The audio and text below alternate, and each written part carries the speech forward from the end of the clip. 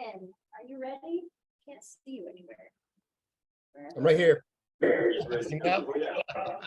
Dane's falling down on his job that we can't see you. Hang on. He's been out for a few weeks. Oh, you can't see me because I'm projected, or you can't see me because my little square's not showing up. It was my fault. You're good No, now. but we need to stop sharing.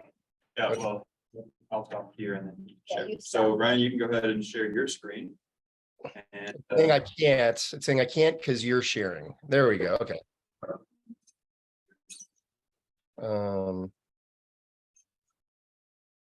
Oh, weird.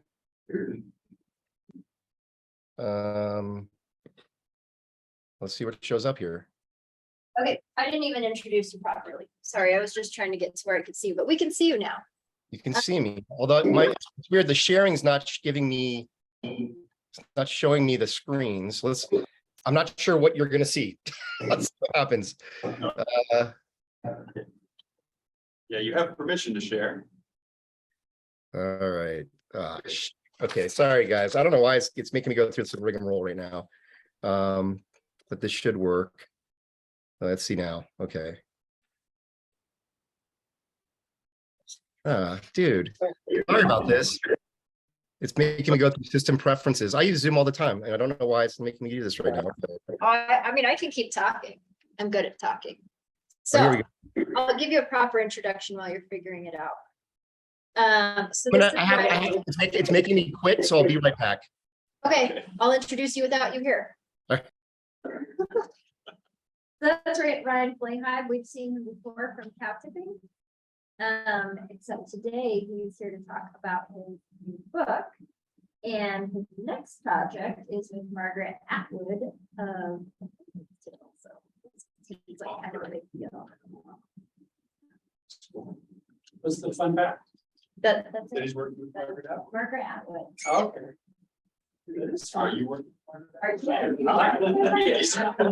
you- You guys are not recommending. Someday, I'll give you my autograph. All right, you're back. There we go. Okay, now we're in business, guys. Sorry about that. That's a pretty freshman mistake, but Sorry. so are you seeing my PowerPoints now? Yeah, no, we are seeing your Word document. There it is. Oh, it was there. Is it a screen one, screen two issue? There we go. All right, so I might not be able to put it in full screen. Let's see what happens when I do that.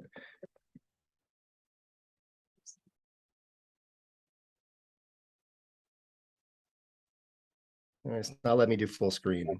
So can you guys see it well enough? Is this okay?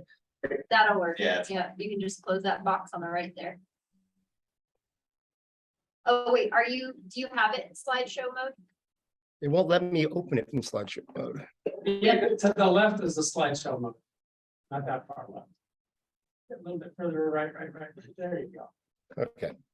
Oh, but now you need to go to left and do swap display, top left corner. There you go. Thank you for your patience. All right, so were you able to introduce me while I was dealing with my technical issues? I did. Are you able to see us so I can give you a 5-minute warning? Sorta. I can't see what works. Sorta. You may just have to just say something. But now, can you see Okay. me underneath? I can see you. Yep. Okay, so I'll give you a 5-minute warning. All right, good. But I only have 6 minutes to present. Yep, so I'll give you the 5-minute warning. It's actually one. It's a one. Well, it's a 1-minute warning. I'm letting you know that you're at 5 minutes. Got it. Okay, sorry. Got it. Cool. Good to see you guys again. This is my third time visiting with you. First, you guys have been in person, which is awesome. It's good to see you all together. Talking today about the Carbon Almanac. The last 2 times I've talked to you, it's been about my startup, which is called Cow Tipping. And the Carbon Almanac is a real exciting project. I was invited by Seth Godin, who is a mentor of mine and has been on my podcast. I have a climate change podcast, and he created a worldwide team with the mission to start conversations and keep people from being paralyzed with fear about climate change. And that's why I'm really excited to be talking to you today. These can be really tough conversations, and they can be very politicized. And so our goal was to create something that does not have a perspective, but rather presents the facts so people can have real conversations about climate change. I was one of the first 43 contributors that wrote the book. By the time the book published, we had 300 contributors. Now we have over 5,000 people working as volunteers. So it's turning into really a movement that it involves a lot of things that I'll talk about in a second. But we've seen, extreme weather events here in Colorado and around the world. Some of them are overwhelming, and it does leave people paralyzed, feeling helpless. And it's called eco-anxiety. That's what researchers call it. But we're trying to alleviate eco-anxiety by empowering people to be part of the change. These complex issues like this can be daunting and divisive and hard to talk about. So again, we're trying to provide materials that make it easier, fact-based conversations. And it's not just a book. We have a daily email. We have a lot of podcasts. A lot of my podcast interviews are being transmitted through the podcast. We have a kids book that's free as PDF and available on Amazon as well.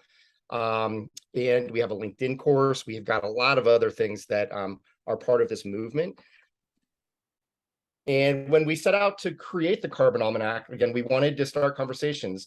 And you can rest assured that everything in this book is fact-based, fact-checked, thoroughly footnoted, referenced, easy to read and understand.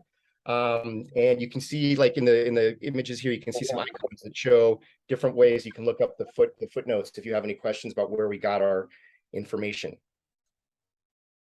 And our key message is that our research has shown it's not too late for our oceans, for our climate to really have an impact on climate change. Time's limited, but there's a lot that we can do. And so our goal, again, is to create a movement that helps people find their place and makes it really easy for anyone who's interested, regardless of their age, regardless of their talents, regardless of where they live, to have that impact. And there's positive change happening now.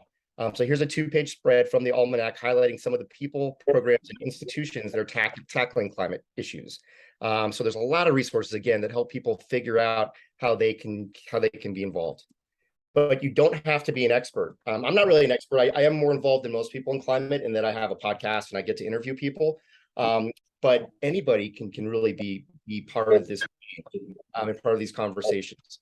So whether you're an expert or not, the Almanac doesn't ask you to be an expert. It helps you understand and to see what the experts are saying and to see one person, help everyone make sense of what the climate changes they're seeing happen around them.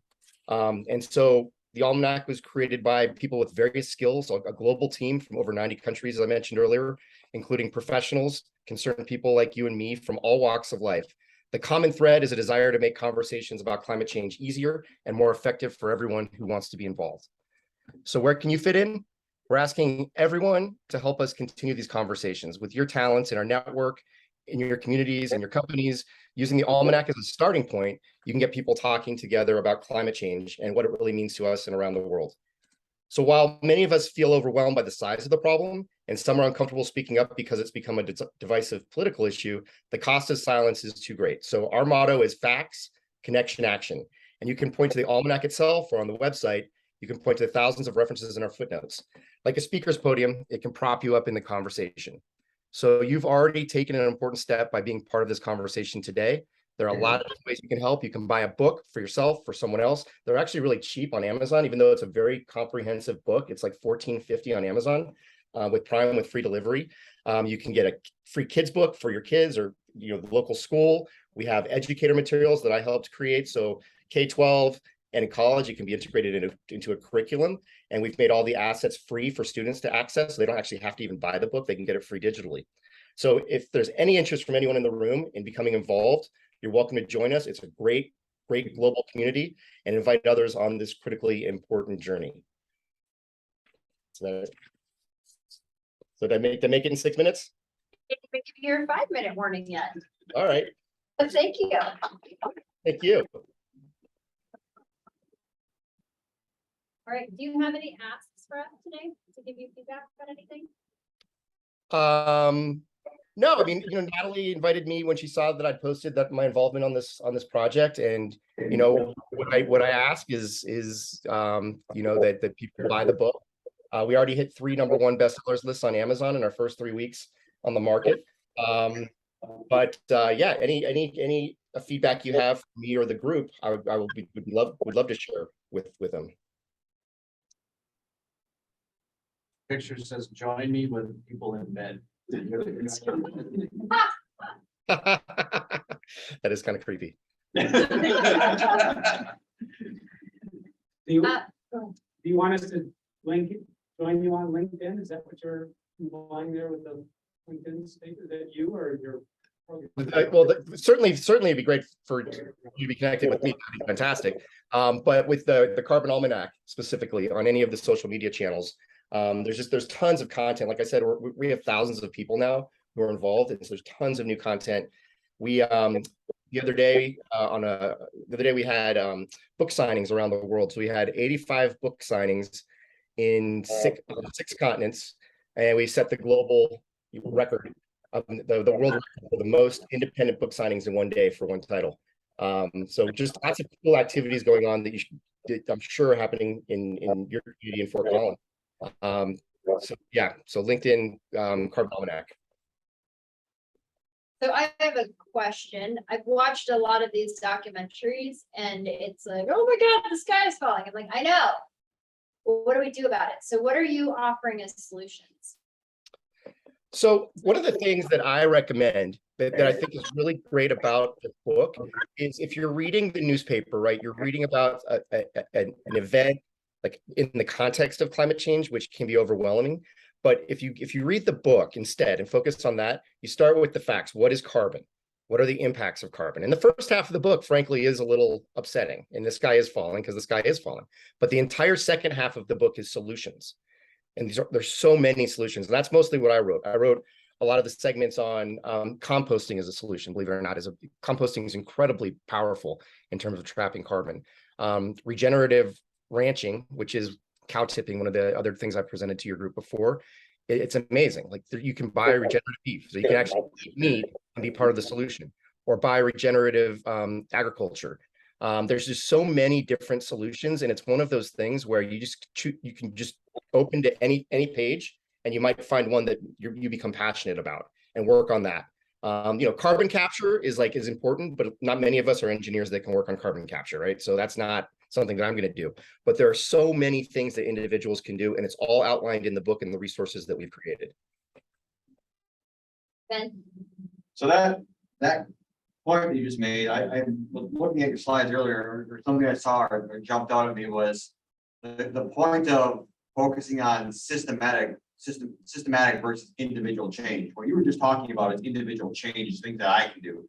Whereas, and then also a lot of your conversation has been about the facts. And one of the most frustrating parts of this entire conversation is that it doesn't seem like facts matter a lot. So is there anything in your content that talks about how to approach this, how to approach persuasion, how to approach having productive conversations in a time and place where facts aren't really the problem? Like, I don't think there's any issue with facts being presented. I think the problem is the social, political, and economic incentives of organizations, of political bodies that are really the barriers to productive change. So I don't know, it's kind of a very convoluted, I don't know if I asked the question, but like. No, it's an important point. Thank you. No, that's great. I kind of am talking out of both sides of my mouth, right? Where I'm saying systemic change is what's needed, but you should compost, right? Right. But there's other ways to look at something like composting. So if we can get composting at an industrial scale in the cattle ranches, then you have significant change. But the markets need to change. It's not just you making different changes in how you purchase things. So yes, it is. I mean, the most important thing, frankly, is going to be government and industry, right? And the two together. And we just saw yesterday is my birthday, and I got the best birthday gift ever with a new tax package where they're going to invest $360 billion in a lot of these solutions. So that's real systemic change. Now, it's the government, so I'm sure they're going to screw a lot of it up, unfortunately. But still, that's significant in terms of seeing change. In terms of the facts, I think that that's kind of the main purpose of this almanac, was to not have a perspective. So if you don't believe in climate change, it's probably not the book for you. So there is a little bit of you have to be on one side of the argument there, but there's so many different places on the continuum of what people believe and know and what are the facts, and you're presented things that seem like facts but aren't. Everything in here is intended to be the fact. There is not a political angle of this book. It's all facts, 2-page spreads, open to whatever topic you want to read about, and it's all been thoroughly footnoted and fact checked.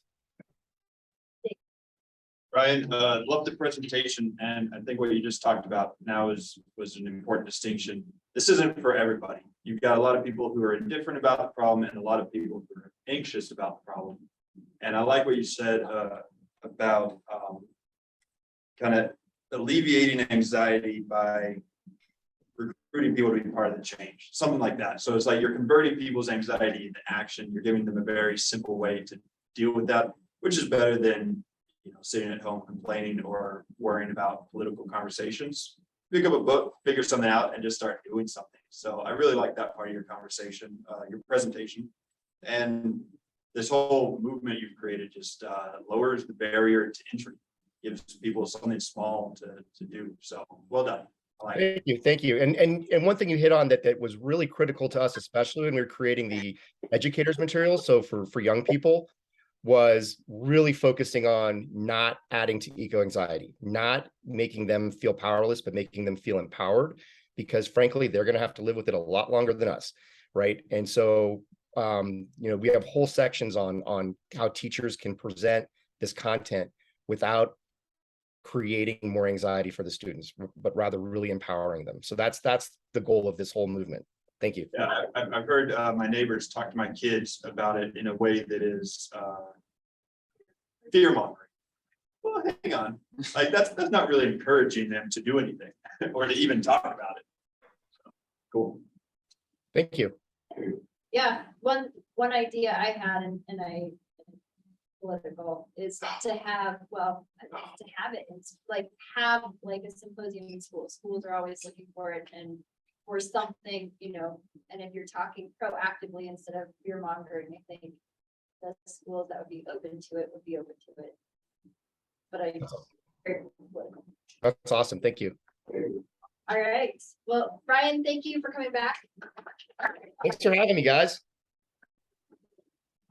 And let us know when your next project with Margaret Atwood is done. I will. Thank you.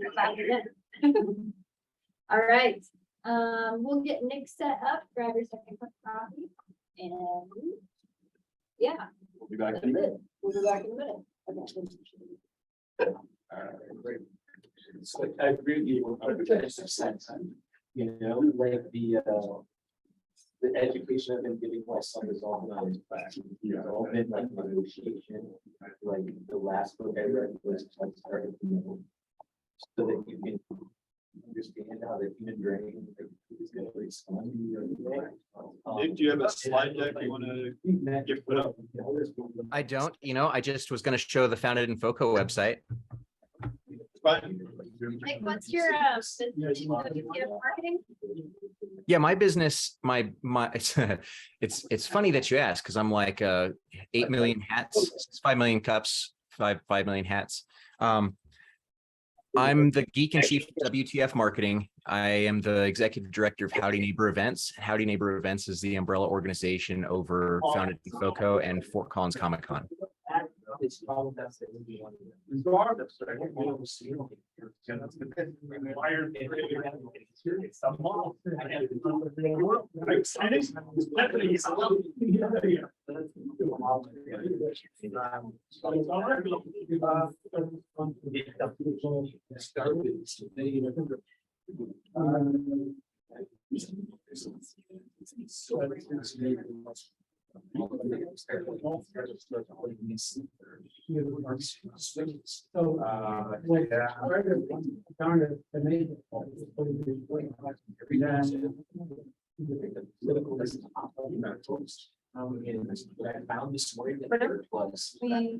We all have our political speech. I want you to know all you should talk about economics plays into all of this, but economics makes me is way more entirely wrong, but I'm accepting. But I don't, you know, everybody thinks that they're so like. It's just time to figure out. Stop that. Honestly,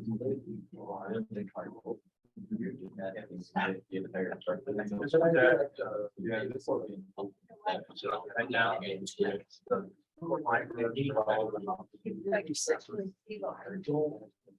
Just because my It's not actually on, because that's, I think that name Johnson Black. I think was now. Find out. I can think there's alternatives.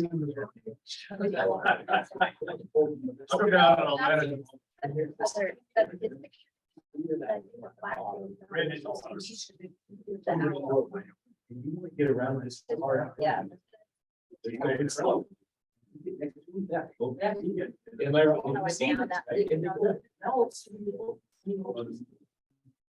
Trying to get over that. You pass this. Maybe it feels like. In line with my. So I was. So I can't here. What about that? You're in this room. For the next. All right, guys, ready? Mike's back, it's back in turn. Oh, Mike's there, okay, fine. All right, we've got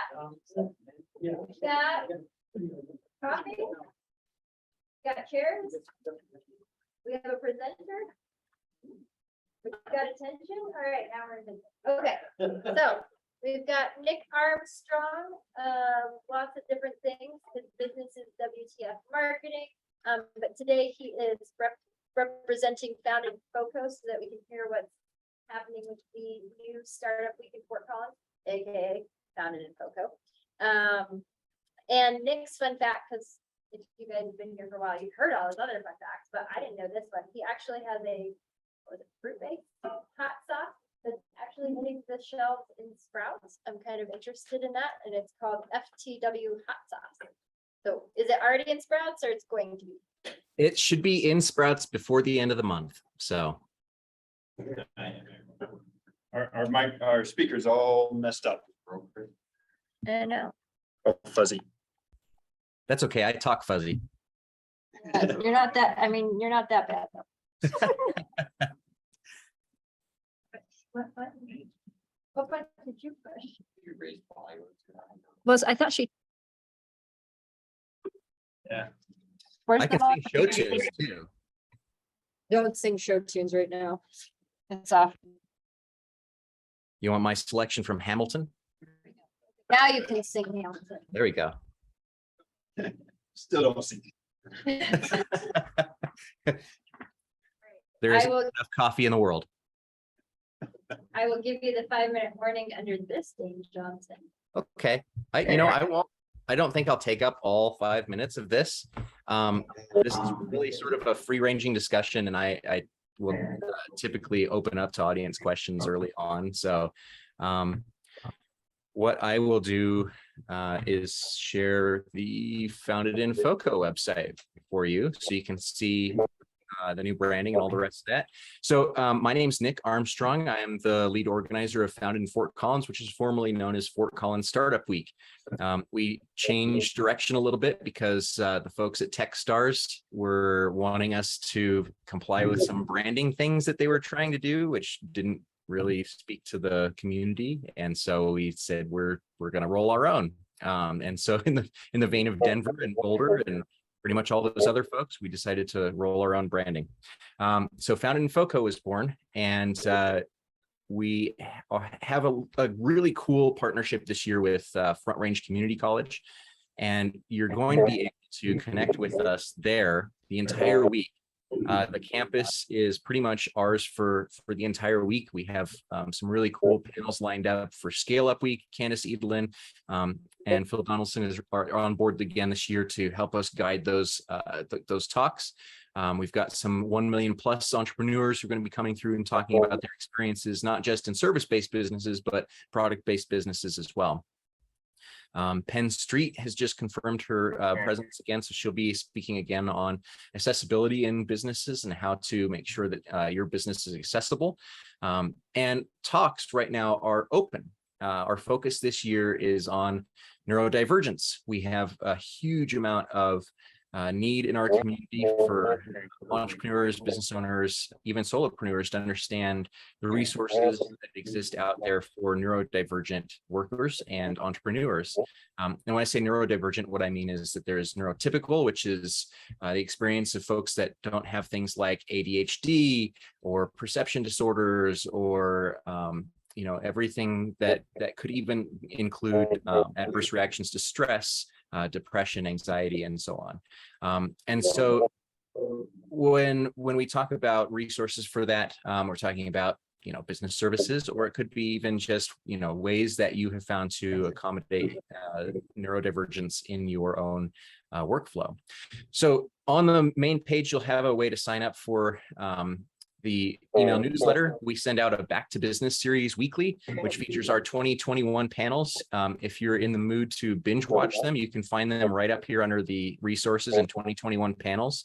And we've got them split out into different sections as well. So you can take a look at, whatever topics you were interested in from last year. So we couldn't get together last year. It was kind of a bummer, but we have over 60 talks that are arranged to help you level up your business as well. You can also go to volunteer. We usually don't have a huge need for volunteers, but just to keep presenters rolling with their tech needs and setting up the projectors and so on, we have a small team that goes around and runs from venue to venue to make sure everybody's all set up. It's a lot easier when we're all on one campus. And you can also sponsor, or you can suggest a session, and the sponsorships are pretty affordable. They start at 500 and go up to 3,000. And so it really allows us to keep the event rolling, bring in the speakers that need to fly in if we need to fly them in from somewhere, or if they are needing to stay somewhere. We mostly recruit locally if we can. And for things that are truly outside of the scope where we are looking at aspirational speakers, we bring them in if we have to. Most of our talks, I would say about 60 to 70% are curated by the team. And the team includes folks like the SBDC, Front Range Community College. I don't know if Brian's in the room, but Brian Hanning, Chamber of Commerce, the Creative District, Peggy Lyle, a lot of folks on the team that are in various industries or in and around Fort Collins. Krista, Jesse with the Music District, or was with the Music District, Ariana, Shannon Hine from the city of Fort Collins, Denny, who's in the room. Hey, Denny, how are you? Jana, now with Estes Park, and Aquiles, who runs the Viva Latino group and is heavily involved with all things music and art and culture in Fort Collins. So with that, I'll open it up to what do you want to know from Founded in FOCO? What do you want to see, and who do you hope speaks? And what do you need us to know? Question right off the bat. So I went to do this speaker sign up, and it said if you had a curator or something like that. Is that the people that you just showed? Are those the people that we should be like getting to sponsor us essentially as speakers? Yeah. So when I say that we curate the talks, so it's about 75% that we purposefully reach out to folks and say, would you please speak on XYZ? So that could be us reaching out to, Shauna at the city or Ann at the chamber and saying, would you please talk about this particular thing? So that's one way that happens. The other way that happens is if you have a really good idea and you pitch us directly. So you could, send us this form, which is not, it looks long. It's really not. You just say, which day do you want to talk on? What level is your topic for? What does it work best as? And how do you, what's the framework that it fits in? Legal, business, marketing, freelancing. And you give us a short description and whatever else. And so then you can send me or one of the other team members an email and say, I really am interested in this particular way. And so if you've attended Startup Week in the past and have worked with some of the team, or if you've spoken in the past, we do tend to favor folks that come to us with a new idea about something or a new take on something. But that's not to say that you shouldn't just blind submit a session. The trick is when you do that, you absolutely should follow these 7 tips that are on the page. And it's the 95 to 90 or to 5% rule, which is, 5% self-promote, if any, and 95% good content. And a really super clear takeaway, like by the end of the session, you'll know how to blank. That is really super important for us. The biggest feedback and the most disgruntled attendees that we have for a free event, this is a free week-long event, the most disgruntled attendees we have are the folks who walk away who felt pitched, or the folks who felt like they got flooded with info and don't have anything to do with it. Like they just can't, there's nothing for them to do with the information. So hopefully that helps as a set of tips. But yeah, you can pitch us directly. My email's nick@foundedinfoco.com. It's super easy to get in touch with me. And if you have something in general or, in particular that you want to see, like, oh, I really would like to do this, and I want to bring in these 3 people. Okay, that's cool. And if I like the idea, I'll send it past the team and we'll discuss it. And that most likely will be a curated talk from that point on.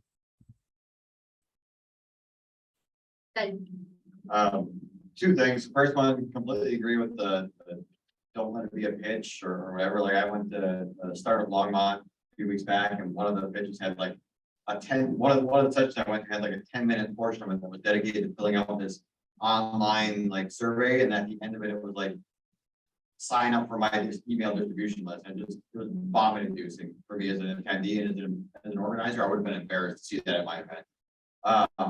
So yeah, great tip on that. And then selfishly, I'm from Loveland. I'd love to see, obviously not this year, but maybe some point in the future, looking at Founded in NOCO and expanding your sphere of influence to be, not just Fort Collins, but Loveland, really, whatever else. Because one of my big pushes is to expand that network. And how do we connect all these different communities that have a lot of amazing resources in them that can support entrepreneurs and businesses amongst them. So just again, personally selfish, I'd love to see Founded in NOCO, but great, I'm excited for Founded in FOCO. There's a similar mindset, I think, in northern Colorado and all these communities, to do what you're talking about and to kind of foster an environment of, what I kind of started here kind of thing.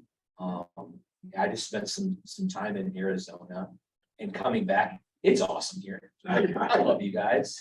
Like, holy cow, we really are, like, we have a great area to start growing and just water our own backyard. And, there is a Made in Loveland, which is the Loveland Startup Week. They pulled out of the Techstars arrangement as well. It has a new organizer, and this last year I heard was pretty good. But I'm the lead organizer. I'm the executive director of Howdy Neighbor events, which is the umbrella organization around Fort Collins Comic-Con and Founded in FOCO. And we have always for years talked about doing a NOCO Comic-Con, essentially, and also the startup NOCO. So it's in the works. We're going to get this branding on ourselves for a first year and see how it goes and see if we can maintain these relationships.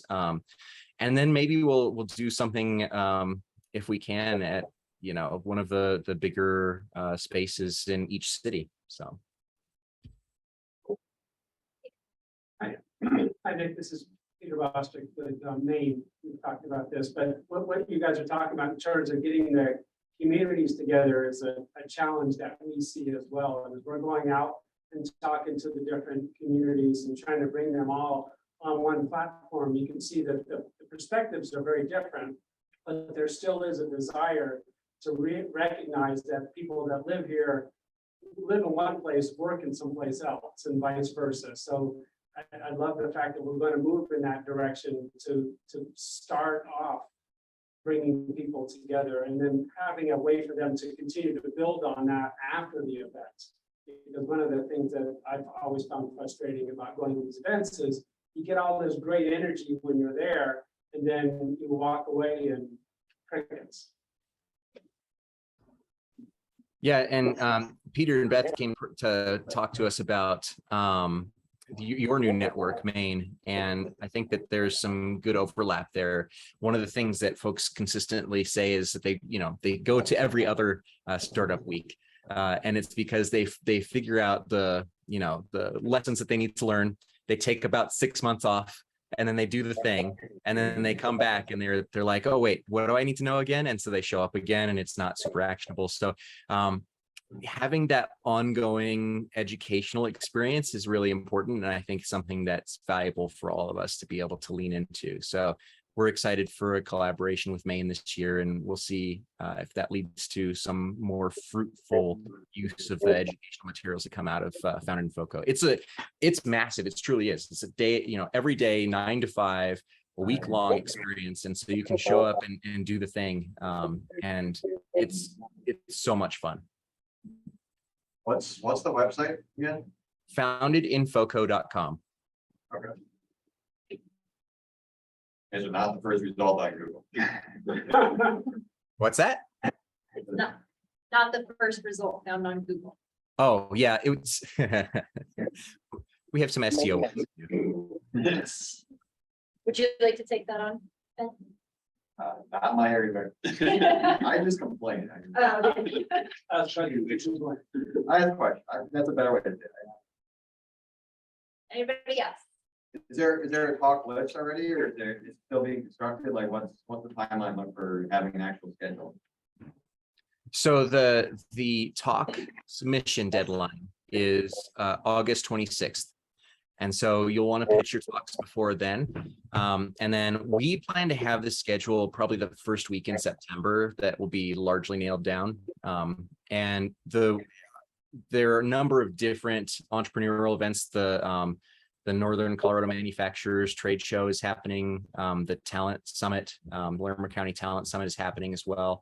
So we're trying to put our panels in a way that'll be complementary instead of competitive for that. So If we had a speaker that we wanted to recommend for order of operations, it probably would be, smart for us to reach out to see if they could actually make the date first. And then maybe, send that information along. Is that what you would suggest? yeah, you can always connect. So it's actually a really good way to pitch a speaker is to connect me to them through email and just give me a brief intro and what you hope them to do. And then I can either fill them in on the event or you can. But yeah, we do that a lot. So.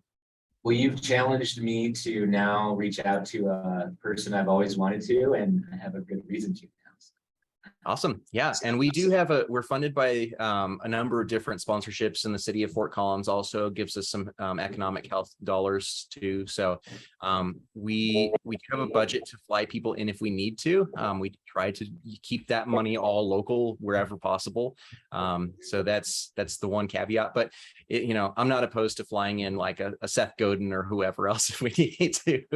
Well, that's my other suggestion would be, I could take on, if I was. Okay, Harvey, I'll let you talk to him offline Yeah. so that we can stay on. I could help with the back of the house is all I'm saying. Yep. Do you have one last? I'll Okay, Yeah. I have one more too. So Nick, if you'll stick on at the end here so we can ask you questions, that would be fabulous. Sure. All right, thank you for showing up today, Nick. Thank you. All right. Can I share a win? Wins, resources, or who needs help? You can start. I need a lot of help, but I'm gonna share a win. I bought a house. Took me an extra 2.5 months to buy it and get an Airbnb and all. That was my economic plan, was to buy houses and make them Airbnbs. And it's got rented and all this, that, but it's in Tucson. And Tucson is an aviation center. And so it's an aviation theme with runway marker lights, and I'm getting $250 a day immediately. So a huge home run, and I'm about ready to kill myself. I need to go to the doctor, and been working all summer and ready to take a break, but huge win, guys. I've completed a whole 2.5 years, bought 2 houses in 2.5 years, and they have 7 doors to rent out. 2.5 years. So now I'm gonna stop doing real estate. Anybody else have a win? A resource that we need to know about? resource. This website called Go Solo by Subkit. Subkit is this newer thing where entrepreneurs, the way I understand it, you can post your product or your offering and package it with other entrepreneurs. So I was thinking of Ginny, who has a piece on technical writing, and me as a technical coach, we could have some bundled package. It was buy from us on one platform and go do something. Right. So check it out. They reached out because well, what they're doing now with Go Solo is showcasing different entrepreneurs. So they'll just send you an email and fill out this form, and they turn it into an article, and then they publish it. So now I have an article about myself from some other source, and then I can just link my social media to it. So it's gotten some visibility that way, but it's all about showcasing entrepreneurs across the nation. So Subkit is what it's called. And that's Go Solo. Is it Go Solo by Subkit? Yes, Go Solo by Subkit. Okay. Denny. So yesterday, Jenny taught me 7 tips on how to plant and how to write better. Did it work? Well, she taught me. Yeah, that is. Have the knowledge, That's enough. and just there's more information on it, but some of the class, I think all the classes happening this month is the code for the so if you're interested in any new classes, it's pretty cheap anyway. About that, it's not months. Do the SBDC app for the code. We have that. Yeah, all of Jenny's classes have been great. We want to do them twice. This was the first year we did them the first, so we want to try to offer them twice next year, since they've been so popular. And we also next Wednesday have a class Wednesday afternoon called Protecting Your Creativity. It's a Luke Sanchez, but it's an attorney. Normally that stuff can be very dry, talking about copyrights, trademarks. He makes it really fun. He uses props. He has a lot of great videos, examples. It's a really fun and engaging class. It's really good for creatives. If you have questions about products, art, things that you create and then you don't know what your rights are around that, or services, products. He includes everyone in that presentation. It's really great. So definitely take a look at that one. Any other wins, resources, need help? I'm just gonna celebrate my win again, that I said that we had 29 people signed up. Like, filling the room is not my strong suit, but my brainchild of having Tom Sawyer, like I'm reading Tom Sawyer right now and did the whitewashing, and I'm like, that Tom Sawyer, he was on the phone. I got 20 people into my webinar from, having other people market for it. So I'm excited about that. We got open slots in September. So grab a slot. We'll be here 2 more weeks. That was my other question. It's moved since I was gone. Yeah. Just for 5 weeks. Right, Is it right, gonna road go trip. back there? Yeah, we'll go back to Elevation. We'll be back at Elevation September 14th. So Peter doesn't have to drive. I almost thought about asking you if you wanted me to pick you up, and I was like, I barely get here on time. As it is 3 more weeks here. 3 more weeks. Yep.